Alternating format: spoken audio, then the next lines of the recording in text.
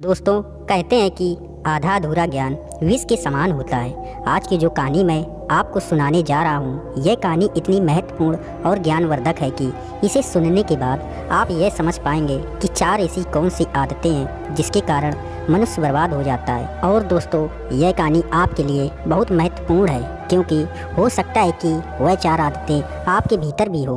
कृपया इस कहानी को ध्यान से सुनिएगा। बहुत समय पहले की बात है। एक नगर में एक धनी सेठ रहा करता था। उस सेठ के पास सभी प्रकार की सुख सुविधा थी, लेकिन उसकी एक भी संतान नहीं थी। वह संतान के दुख में हमेशा चिंतित रहता था। फिर एक दिन उसे यह पता चलता है कि उसकी पत्नी गर्भवती है और फिर उसने अपनी पत्नी का खूब ख्याल रखा। तब एक दिन उसके घर में एक पुत्र का जन्म हुआ। सेठ अपने पुत्र के जन्मदिन पर बहुत प्रसन्न था। अपने पूरे नगर में मिठाइयाँ बंटवाई और अपने पुत्र की लालन पालन में कोई कमी नहीं छोड़ी। और ऐसे ही देखते देखते उसका पुत्र बड़ा हो गया। फिर सेठ ने अपने पुत्र को गुरुकुल भेजने का निर्णय किया ताकि वो पढ़ लिख कर एक विद्वान बन सके। अभी उसके पुत्र की उम्र ज़्यादा नहीं हुई थी, लेकिन उसने छोटी सी उम्र में ही अपने बेटे को शिक्षा ग्रहण करने के लिए गुरुकुल भेज दिया। गुरुकुल में वह बालक अच्छे से शिक्षा ग्रहण करता है और अपने गुरु की सभी बातों का पालन करता है। ऐसे में वह बालक धीरे धीरे वहाँ का सबसे होनहार विद्यार्थी बन गया। ऐसे ही एक दिन किसी प्राकृतिक आपदा की वजह से उसके माता पिता की मृत्यु हो गई। और जब उसके माता पिता की मृत्यु हुई तब तक उस बालक की शिक्षा पूर्ण नहीं हुई थी। और फिर जब उस बालक ने इस खबर को सुना कि उसके माता पिता अब इस दुनिया में नहीं रहे और उसका सब कुछ बर्बाद हो चुका है, उसके बाद उस बालक ने निश्चय किया कि वह गुरुकुल से शिक्षा पूर्ण करने के बाद अपना संपूर्ण जीवन लोगों की भलाई में व्यतीत करेगा। जब उस बालक की शिक्षा पूर्ण हो गई तो उसके बाद वह बालक सन्यासी बन गया और वह सांसारिक वस्तुओं से दूर हिमालय के जंगल में चला गया। जंगल में जाकर उसने वहाँ लंबे समय तक तपस्या किया। समय के साथ साथ उस सन्यासी की चर्चा चारों तरफ होने लगी और दूर दूर से लोग उसके पास शिक्षा ग्रहण करने के लिए आने लगे। बहुत से लोग उनके पास अपनी समस्याओं का समाधान खोजने के लिए भी आते थे। सन्यासी सभी लोगों की समस्याएं बड़ी आसानी से सुलझा देता था, जिसकी वजह से वह पूरे राज्य में मशहूर हो गया था। लेकिन जिस नगर में वो रहता था, उस नगर का राजा एक क्रूर व्यक्ति था। जब राजा को उस सन्यासी के बारे में पता चला तो उसने सन्यासी से मिलने का निर्णय किया। फिर अगली सुबह वो राजा महल से निकलकर उस सन्यासी से मिलने के लिए निकल गया और फिर वह राजा सन्यासी की कुटिया पर पहुंचता है। वहां पहुंचकर जब राजा ने उस सन्यासी को देखा तो वह देखता ही रह गया, क्योंकि उस सन्यासी के चेहरे पर एक अलग ही तेज था। जब वह सन्यासी के पास पहुंचा तो उसे बड़ी अपार शांति का अनुभव हुआ।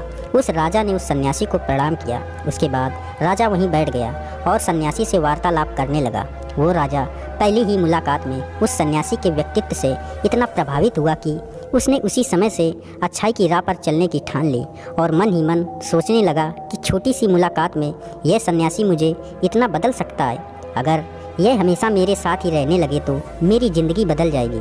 और यही सोचकर राजा सन्यासी से अपने महल चलने के लिए आग्रह करने लगा। राजा का आग्रह सुनकर सन्यासी मना नहीं कर पाया और वो राजमहल चलने को तैयार हो गया। फिर राजा सन्यासी को लेकर राजमहल की ओर चल दिया और उसके बाद राजा ने सन्यासी को एक कमरे में भोजन करवाया। भोजन करने के बाद सन्यासी ने राजा को धन्यवाद दिया और राजा से जाने की आज्ञा मांगी। राजा ने यह सुनकर कहा कि आप हमारे महल में जब तक चाहें तब तक रह सकते हैं। आपको यहाँ पर किसी भी प्रकार की कोई असुविधा नहीं होगी और आप यहाँ रहेंगे तो हमारी प्रजा को भी अच्छा लगेगा और हमें भी अच्छा लगेगा। यह सुनकर सन्यासी ने राजा का प्रस्ताव स्वीकार कर लिया। उसके बाद राजा ने सेवकों से कहा कि सन्यासी महाराज के लिए बगीचे में रहने का, खाने का और वस्त्र आदि का प्रबंध किया जाए। राजा की आज्ञा के अनुसार सेवकों ने एक सुंदर सी कुटिया का निर्माण कर दिया। उसके बाद वह सन्यासी उस कुटिया में रहने लगा। सन्यासी को उस कुटिया में रहते रहते कई साल बीत गए और इस दौरान राजा ने उस सन्यासी की खूब सेवा की। परंतु कई सालों के बाद एक दिन राजा और रानी को आवश्यक कार्य के लिए दूसरे राज्य जाना पड़ा।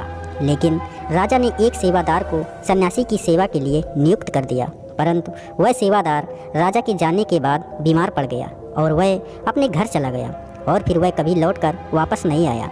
अब सन्यासी जैसे तैसे अपना आगे के दिन बिताए। फिर जब राजा महल वापस लौट आए तब सन्यासी ने क्रोध में आकर उस राजा को खूब सुनाया।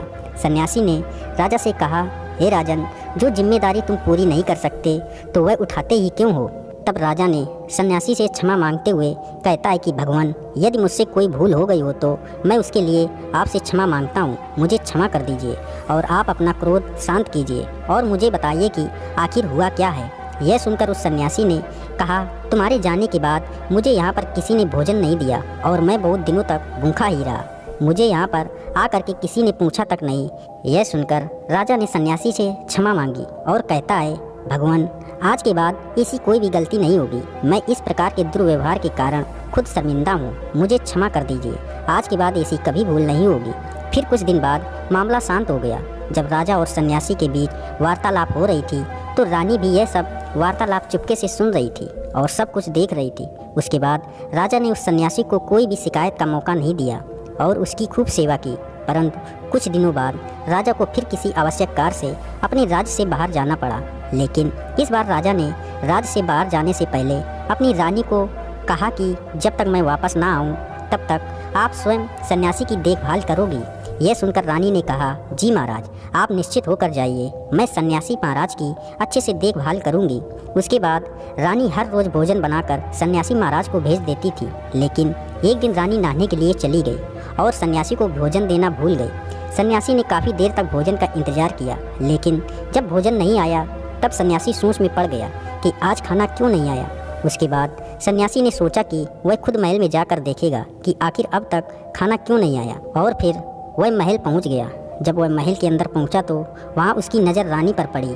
रानी के लंबे लंबे काले काले केस जो कि उसकी कमर पर लहरा रहे थे, उसकी कजरारी आंखें जो देखने मात्र से ही घायल कर दे रही थी, उसकी हिरनी जैसी चाल थी। रानी का इतना सुंदर रूप को देखकर सन्यासी चकित हो गया और रानी की सुंदरता सन्यासी के मन में चढ़ गई और फिर वह वहाँ से बिना कुछ कहे ही अपनी कुटिया में लौट आया। सन्यासी रानी के रूप की सुंदरता को भूल ना सका और वह खाना पीना छोड़कर अपनी कुटिया में पड़ा रहा।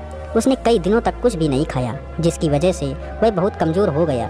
फिर कुछ समय बाद जब राजा वापस लौटे और जब उस सन्यासी की हालत का पता चला तो वह सीधे सन्यासी के पास पहुंच गए और बोले कि हे भगवान, क्या बात है, आपको क्या हो गया है और आप इतने कमज़ोर कैसे हो गए? लगता है आप किसी गहरी सोच में डूबे हुए हैं। क्या मुझसे कोई भूल हो गई है? तब सन्यासी ने कहा कि नहीं राजन, आपसे कोई भूल नहीं हुई है। यह सुनकर राजा ने कहा, तो फिर क्या बात है, आप मुझे बताइए, मैं आपकी परेशानी को जरूर दूर करूंगा।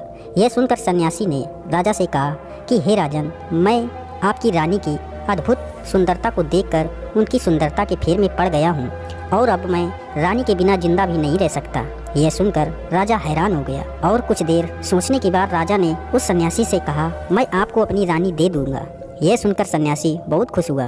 फिर राजा सन्यासी को लेकर महल चले गए और जब राजा और सन्यासी महल पहुंचे तो उस दिन रानी ने अपने सबसे सुंदर वस्त्र और गहने पहने हुए थे।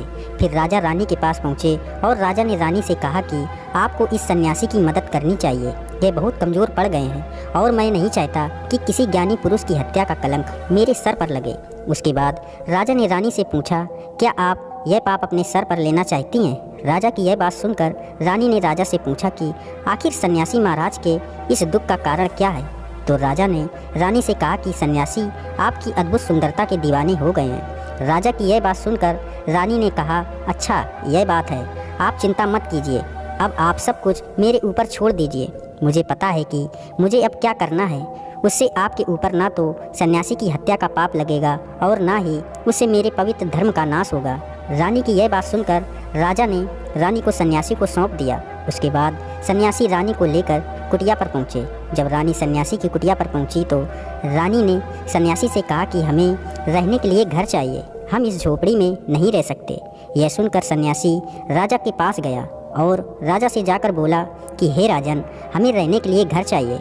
सन्यासी की बात सुनकर राजा ने उनके लिए घर का प्रबंध कर दिया। फिर सन्यासी रानी को लेकर घर पहुंचा। जब रानी सन्यासी के साथ उस घर पर पहुंची तो रानी ने सन्यासी से कहा कि यह घर तो बहुत गंदा है और इसकी हालत बहुत ख़राब है, मैं इस घर में नहीं रह सकती। यह सुनकर सन्यासी फिर से राजा के पास गया और राजा के पास जाकर बोला कि हे राजन, जो आपने हमें घर दिया है उस घर की हालत बहुत ख़राब है। सन्यासी की बात सुनकर राजा ने उस घर की हालत ठीक करवा दी। उसके बाद फिर रानी घर के अंदर गई और नहा धोकर बिस्तर पर आ गई। फिर सन्यासी भी बिस्तर पर आ गया। उसके बाद रानी ने सन्यासी से कहा कि आपको पता है कि आप कौन हैं और आप क्या बन गए हैं? आप एक महान सन्यासी थे जिसके लिए राजा स्वयं सारी जरूरत की वस्तुएं उपलब्ध करते थे, जिसके पास लोग दूर दूर से ज्ञान ग्रहण करने आते थे, जो लोगों को सत्य की राह दिखाया करते थे, जो लोगों की समस्याओं का समाधान करते थे, जिनको सभी लोग एक गुरु मानते थे, जिनकी सब भगवान के रूप में पूजा किया करते थे। और आज आप वासना के कारण मेरे गुलाम हो गए हैं। रानी की यह बात सुनकर उस सन्यासी को एक झटका लगा और उसे महसूस हुआ कि वह तो एक सन्यासी है और वह यह सब क्या कर रहा है। वह तो यह सारी सुख सुविधाओं को छोड़कर शांत की तलाश में जंगलों में चला गया था। फिर वह जोर जोर से रोने लगा और चिल्लाने लगा और रानी से कहने लगा कि मुझे क्षमा कर दीजिए महारानी, मैं यह क्या करने जा रहा था। मैं अभी आपको राजा को सौंप कर आता हूँ। सन्यासी की बात सुनकर रानी ने सन्यासी से एक प्रश्न किया कि हे महाराज, मेरे मन में एक प्रश्न उठ रहा है, कृपया मेरे प्रश्न का उत्तर दीजिए। रानी की बात सुनकर सन्यासी ने कहा कि पूछो, तुम्हारा क्या प्रश्न है। फिर रानी ने कहा कि जब आपको उस दिन भोजन नहीं मिला तो आप बहुत क्रोधित हो गए थे। तब मैंने आपका यह रूप पहली बार देखा था और तभी से मैं आपके व्यवहार में परिवर्तन महसूस कर रही हूँ। ऐसा क्यों हुआ महाराज? आखिर आपको इतना क्रोध क्यों आया? रानी की बात सुनकर सन्यासी ने रानी को समझाया कि जब मैं जंगल में था तो मुझे समय पर भोजन भी नहीं मिलता था, लेकिन जब मैं महल में आया तो महल में आने के बाद मुझे सारी सुख सुविधा मिली और फिर मैं इन सभी सुख सुविधाओं के मोह में फंस गया और मुझे इसके प्रति लगाव उत्पन्न हो गया और फिर मुझे इसको पाने का लालच उत्पन्न हो गया और जब मुझे यह नहीं मिला तो मेरे अंदर क्रोध उत्पन्न हुआ। फिर रानी ने कहा कि महाराज, सच तो यह है कि अगर इच्छा पूरी नहीं हो तो क्रोध उत्पन्न होता है और अगर इच्छा पूरी हो जाए तो लालच बढ़ जाता है। फिर सन्यासी ने रानी से कहा कि यह इच्छा की पूर्ति ही मुझे वासना के द्वार तक लेकर आई है और मैं आपके प्रति आकर्षित हो गया। इसके बाद वह सन्यासी रानी को लेकर राजा के पास गया और बोला कि हे राजन, मुझे क्षमा कर दीजिए, मुझसे गलती हो गई, मुझे अपनी गलती का एहसास हो गया है। यह लो आपकी रानी, मुझे यह सब नहीं चाहिए। मैं अपनी इच्छा के कारण यह गलत कार्य करने जा रहा था और अपने जीवन को बर्बाद कर रहा था, लेकिन अब मुझे सब कुछ समझ आ गया है। उसके बाद उस सन्यासी ने कहा कि हे राजन, मनुष्य की बर्बादी का कारण उसकी 4 आदतें बनती हैं और दुनिया के हर एक व्यक्ति के अंदर ये 4 अवगुण होते हैं, लेकिन जो व्यक्ति इन पर नियंत्रण कर लेता है वह दुख और परेशानियों से बच जाता है। वही जो व्यक्ति इन चारों आदतों पर नियंत्रण नहीं कर पाता है तो वो बर्बाद होने के कगार पर पहुंच जाता है। यह सुनकर राजा ने कहा कि महाराज, आप मुझे वो 4 आदतें बताइए जिससे कि मनुष्य की बर्बादी हो जाती है। फिर सन्यासी ने राजा को मनुष्य को बर्बाद करने वाली 4 आदतों के बारे में बताया। सन्यासी ने कहा, हे राजन, मनुष्य को बर्बाद करने वाली पहली आदत है इच्छा, क्योंकि इच्छा ही दुनिया के हर एक व्यक्ति के अंदर सबसे पहले अवगत होती है और जो व्यक्ति अपनी इच्छाओं को नियंत्रण में नहीं रख पाता है वह जीवन के किसी भी क्षेत्र में सफल नहीं हो पाता है, क्योंकि जैसे ही उसकी एक इच्छा पूरी होती है वह दूसरी की ओर बढ़ने लगता है और दूसरी पूरी होती है तो तीसरी इच्छा उसके मन में जागृत हो जाती है और फिर ऐसे करते करते इच्छाओं पर नियंत्रण ना होने के कारण इसी दलदल में उलझा रहता है। इसीलिए हे राजन, जब हम इच्छाओं पर नियंत्रण कर लेते हैं तो हमारे मन पर भी नियंत्रण हो जाता है और जब हमारा मन हमारे बस में होता है तो हमें सुख ही सुख प्राप्त होता है। फिर हम जो चाहते हैं वही हमारे साथ होता है। फिर सन्यासी कहता है कि हे राजन, मनुष्य को बर्बाद करने वाली दूसरी आदत है वासना। वासना का जन्म हमारे मन में उठने वाली इच्छाओं से होता है। जिस प्रकार इच्छा का कोई अंत नहीं होता और मनुष्य वासना की दलदल में फंसता ही चला जाता है, वासना के कारण मनुष्यों को कुछ भी नज़र नहीं आता। आज तक की जितनी भी लड़ाइयाँ हुई हैं उनका सबसे बड़ा कारण स्त्री को पाने की इच्छा ही रही है। स्त्री के प्रेम में फंसकर राजा महाराजाओं ने आज से पहले बहुत सारे युद्ध किए हैं। रावण संसार का सबसे बुद्धिमान व्यक्ति था, लेकिन उसने भी माता सीता की सुंदरता देखकर मोहित हो गया और अपना सब कुछ बर्बाद कर लिया। उसकी मृत्यु का कारण एक स्त्री ही बनी थी।